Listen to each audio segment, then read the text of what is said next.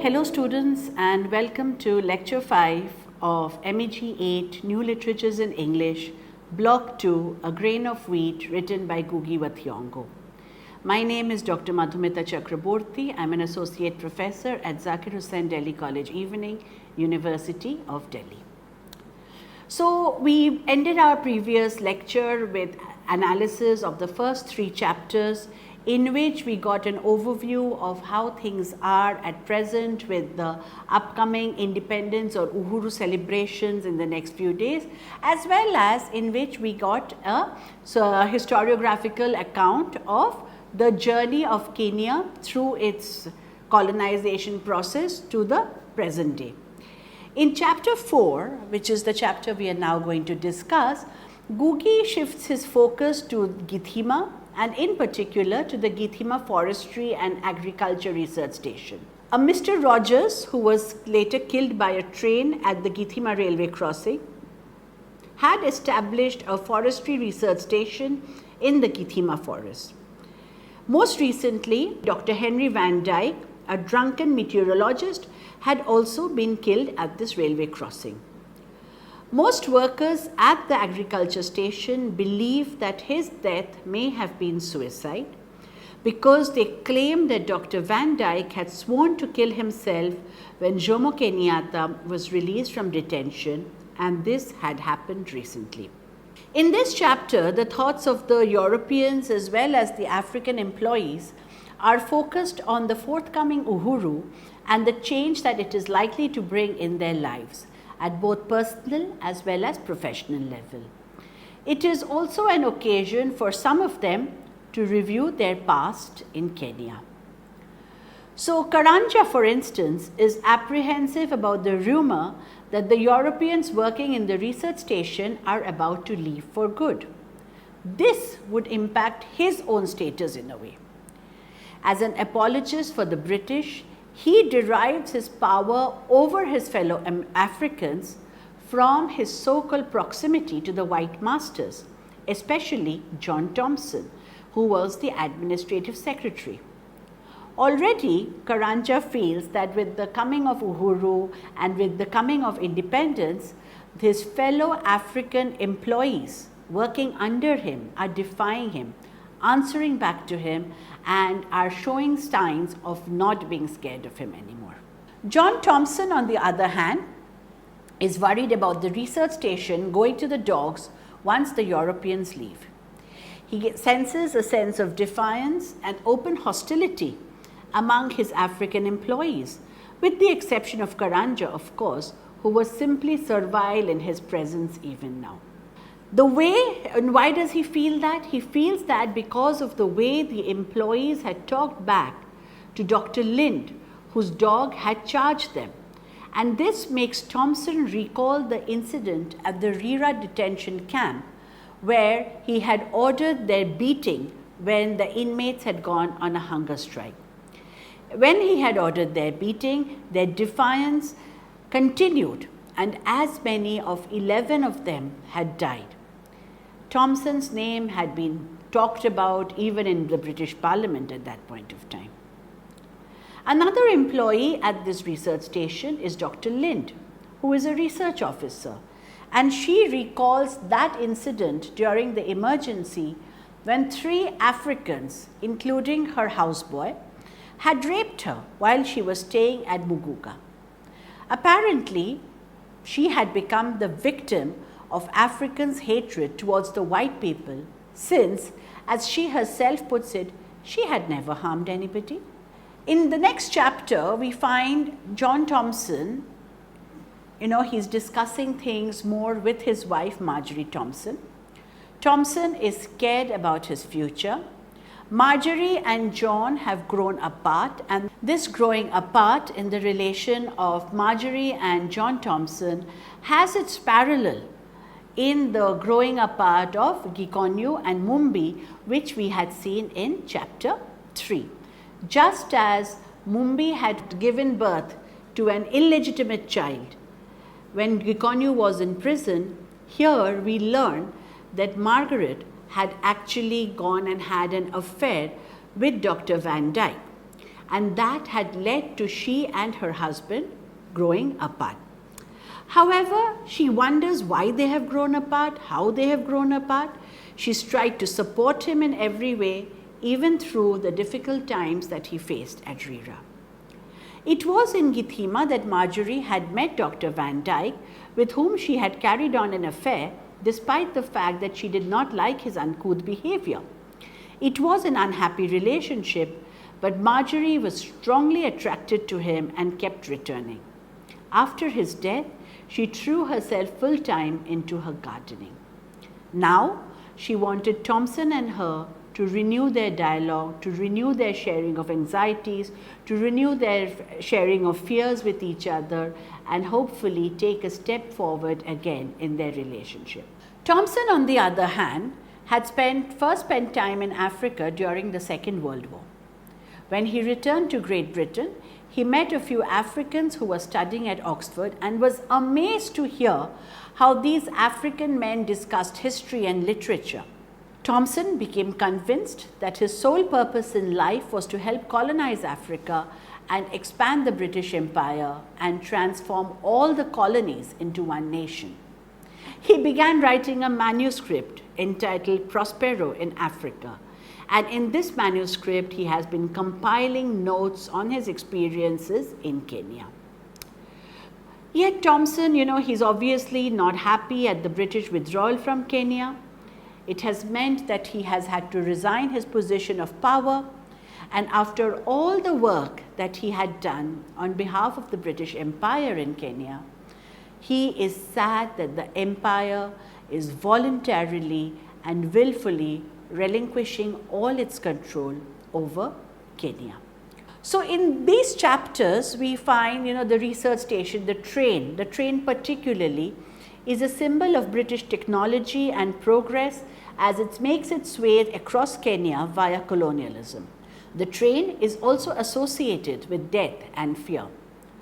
While colonialism brings technological progress to Kenya, it also destroys Kenya's freedom and encourages the British to resort to barbaric practices, destroying any sense of morality that they may have once possessed. These two chapters also focus on the consequences on the end of British power for the colonizers. This is of course seen through the characters of John Thompson and his wife and Dr. Lind. Thompson sees himself as a hard-working man bent on progress whose only regret is not getting even more time to make Kenya over in his image. He's totally indifferent to the actual Africans in the novel.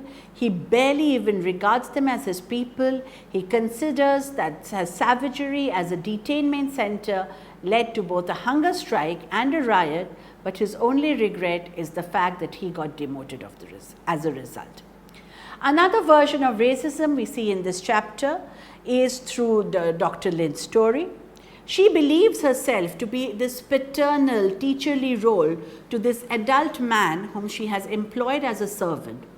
She calls him her houseboy. She doesn't pay him. She works on a barter system with him, thinking that just providing him with a room and food is enough for all the work that he does for him.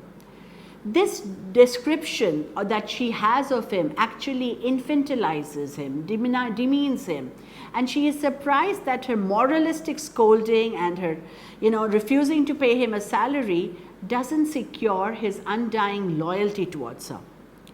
After he helps others to rob and rape her, Dr. Lind still continues to see herself as the victim despite the incredible power that she has as a white woman.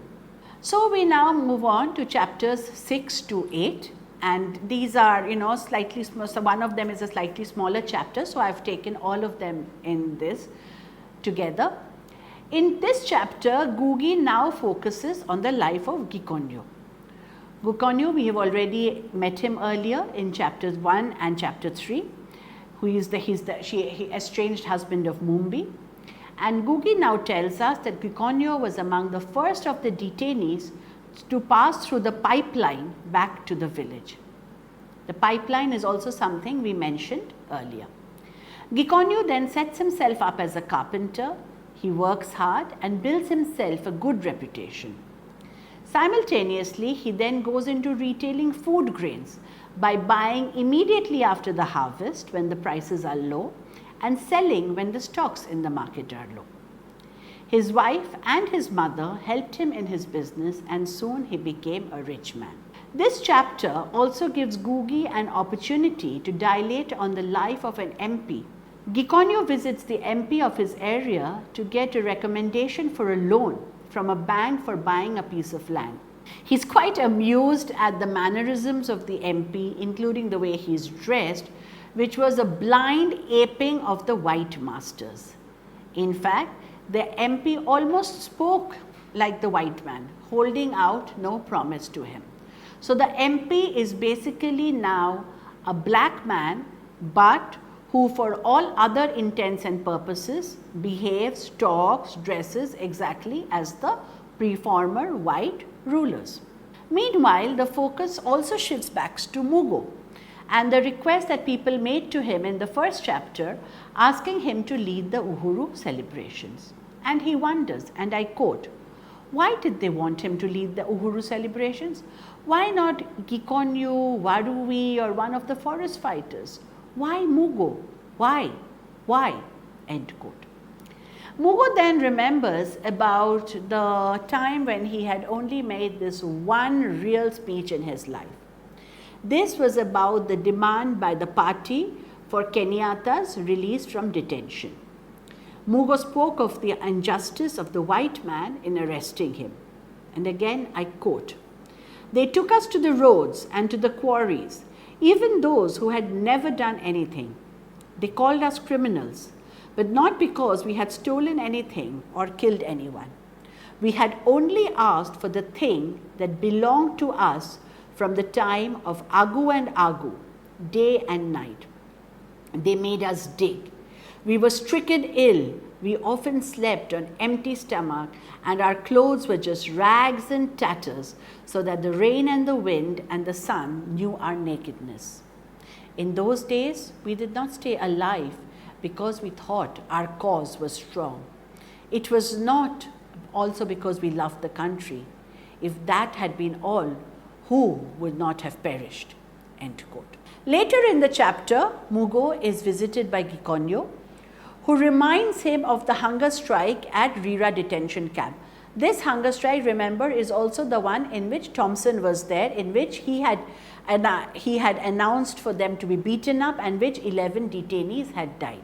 Gikonyo was one of the people who had received a beating at the hands of Thompson. And while he comments that the government says that we should bury the past, Gikonyo says that he cannot.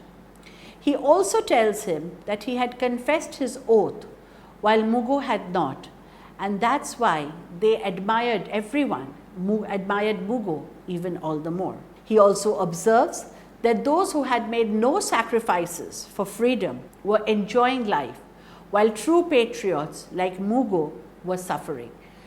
So, as people who know the background of Mugo, who know that he has been involved in Kihika's betrayal, the irony is not lost on us over here. Mugo, on the other hand, consoles Gikonyo by saying that his confession was understandable since he wanted to be united with his wife Mumbi. In the next chapter, Gugi again traces the history of the Thabai Ridge. So again, it is a chapter that is going back into the past. The Thabai Ridge, which had developed as a market for the area where even some Indians had now set up shops. More Indians had come from Nairobi, bought grains and vegetables and sold them at a higher price in the city.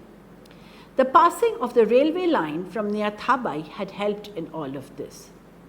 The narratorial voice recalls the early days when the railway line, the iron snake, that is what the locals term the railway line, had reached Thabai. When the railway line had first come there, people had run away, thinking that the snake would be harmful. But later they embraced the train station as a general meeting point. When the train arrived on Sunday nights, all the young people would meet at the station and then go to the Kinini forest to play music and dance and generally have some fun. This chapter also brings to the fore the relationship between Gikonyo and Mumbi. their first meeting, the first time they made love, their marriage. However, Gikonyo finds that Mumbi has changed once he returns from detention. He also learns and realizes that she has even now got a child by another man. As he says, and I quote, "She too had changed." Gikonyo said, almost in a whisper, "God, where is the Mumbi I left behind?" End quote. Meanwhile, Karanja, who was also in love with Mumbi, hated both Gikonyo and Mumbi.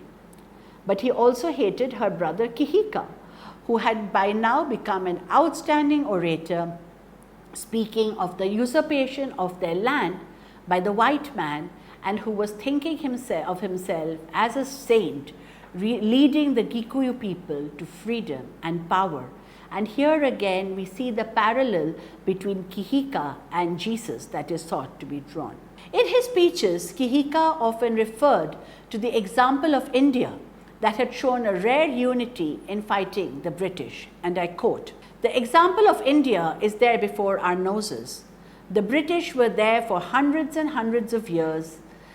They ate India's wealth, they drank India's blood, they never listened to the political talk of a few men. What happened? There came this man, Gandhi. Mark you, Gandhi knows his white man well. He goes around and he organizes the Indian masses into a weapon stronger than the bomb. Do you know why Gandhi succeeded? Because he made his people gave up their fathers and their mothers and served their mother India. With us, Kenya is our mother." End quote. Gikuyu recalls all of this while sitting with Mugo. He also recalls the day Kihika ran away from the forest to fight after Jomo Kenyatta had been arrested. Gikonyo recalls that his own detention and release after 6 years, during which time he had aged, but he had clung to his dream of being united with his mother Wangari and his wife Mumbi. It was this intense desire to be reunited with Mumbi that had forced him to confess his oath. He did not name anyone of the oath administrators. He got an early release. However, when he returned to the village, Gikonyo was shocked to discover that Mumbi was the mother of a child while he was in detention. He also discovered that Karanja, who had become the village chief, had blackmailed her into this. Gikonyo felt shattered. His dream had soured into an ugly reality. When he went to see Karanja, he played the chief part openly, telling Gikonyo, and I quote again, "Listen carefully. You have now come back into a normal life in the village. People here obey the law. Here, no meetings at night, no stories about Gandhi and unity and all that. The white man is here to stay." End quote. After Gikonyo leaves his house, Mugo feels that he also perhaps should have told Gikonyo something, but he was apprehensive of the reaction that Gikonyo would give. His memory was of a particular day in May 1955, after the emergency had been forced for about 2 years. A week after that day, D.O. Robson had been shot dead and Kihika had come into his life. Mugo had suddenly felt like a savior of people like Githua, the old woman whose deaf and dumb son Gitogo had been shot dead. He told himself, and I quote, "Nobody need ever know about Kihika. To the few, select of God, the past was forgiven, was made clean by great deeds that saved many. It was so in the time of Jacob and Esau, it was so in the time of Moses." End quote. So what have we seen in these chapters 6 to 8? The story of Gikonyo and Mumbi stands in contrast to the relationship between John and Marjorie Thompson. Marjorie Thompson's adultery is callous and meaningless. When her lover dies, she feels only regret at having to return to a state of boredom, and hence she returns to her gardening. Mumbi's adultery is far more complicated. Although she regrets her one-time slip, she loves the son produced by her brief relationship with Karanja. Nevertheless, she deeply misses her former relationship with Gikonyo. John Thompson seems either unaware or indifferent to his wife's adultery, while Gikonyo cannot forgive Mumbi's unfaithfulness. These chapters also tell us about the theme of what makes success and the ways public and private actions shape the way a person perceives himself, and this is developed through the characters of Gikonyo as well as Mugo. Gikonyo has maintained a steadfast devotion to the movement, but he chooses not to join the Mau Mau fighters. In detention, he was so driven by the need to return to Mumbai that he confessed to taking the movement oath, hoping that capitulation to the British, admitting that he took the oath, would mean freedom. Despite using the 7 intervening years to become an outward success story in Thabai, and we've seen that how he's a good carpenter, he's also a buyer and seller of grain stock.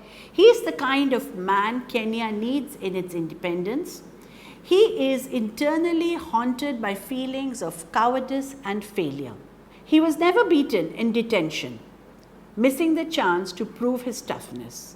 And now his marriage to Mumbi is sexually dysfunctional because of her affair.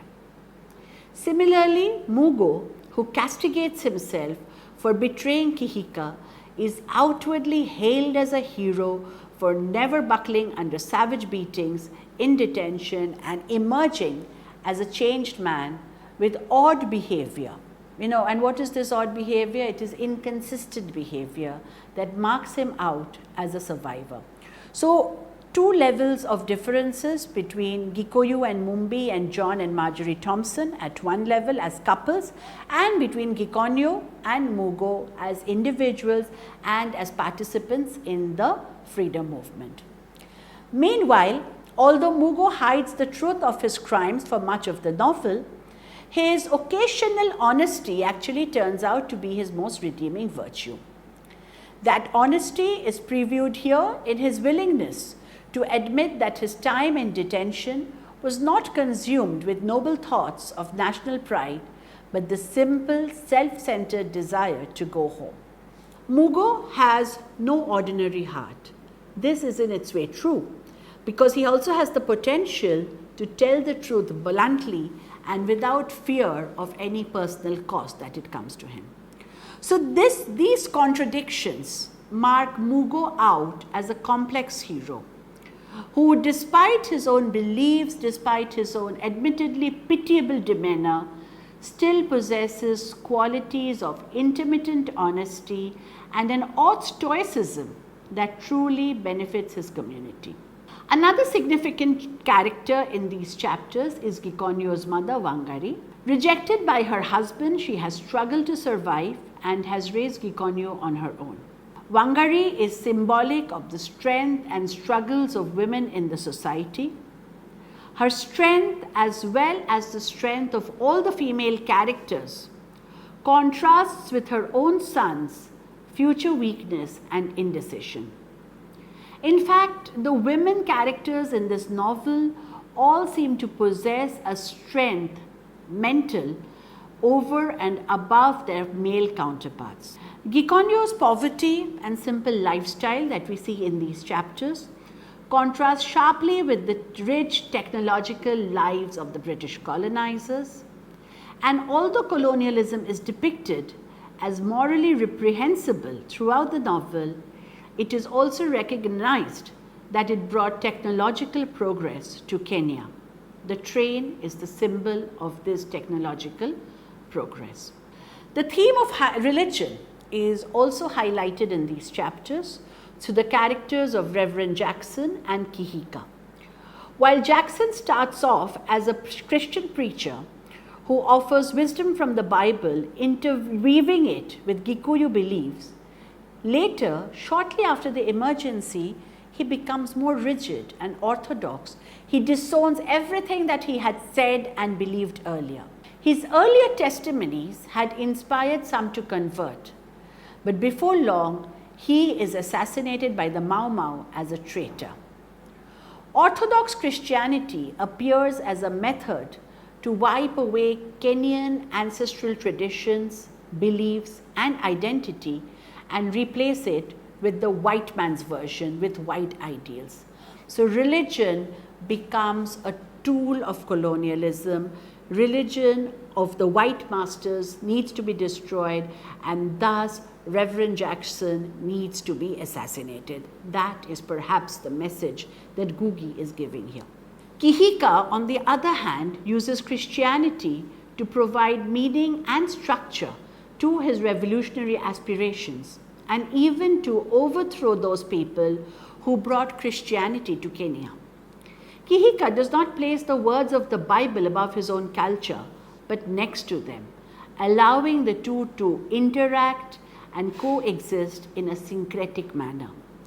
To him, to understand the Bible does not mean that he has to deny all existence of his own ancient traditional religious practices. The character of Njeri again exemplifies women's power to fight and act just as well as any man.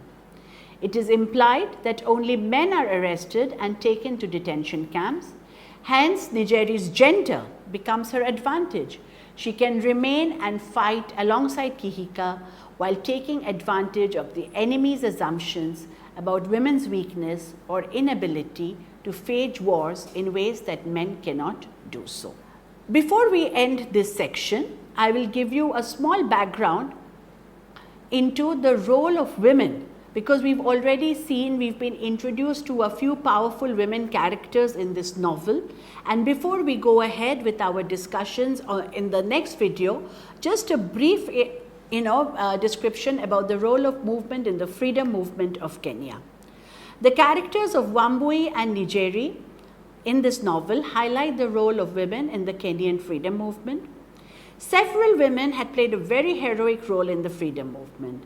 The names of Mi Kitilili and Mary Nanjuru spring to mind immediately. And through Wambui, Mumbi, Njeri, Ngugi is paying a tribute to these heroic women warriors. In fact, with a grain of wheat, Ngugi began a conscious attempt not only to create powerful, positive women characters, but also to make them more visible by providing them with greater space in his books. This effort culminated in his portrayal of Waringa as the protagonist in his novel Devil on the Cross. The suppression of the movement, as observed earlier, had brought about untold miseries on a very large section of the population, particularly the women.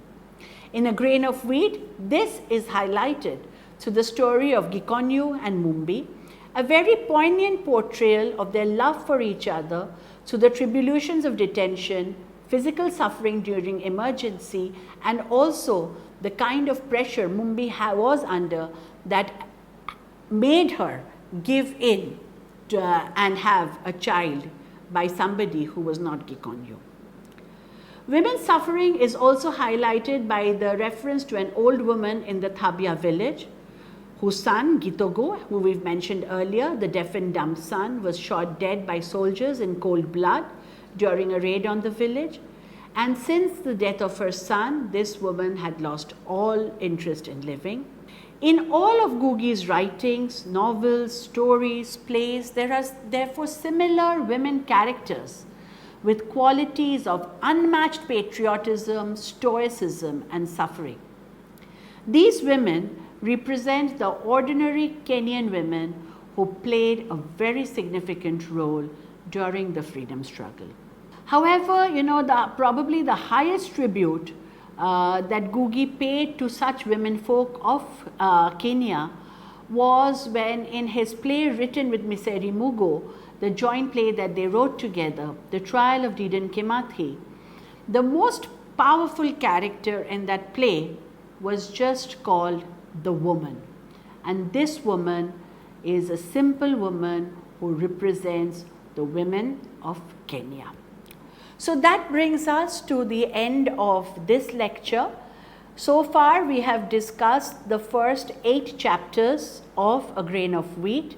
In the next series, of lectures, we will be discussing the remaining chapters as well as discuss the major themes and issues that Googie deals with before concluding our discussions. Thank you.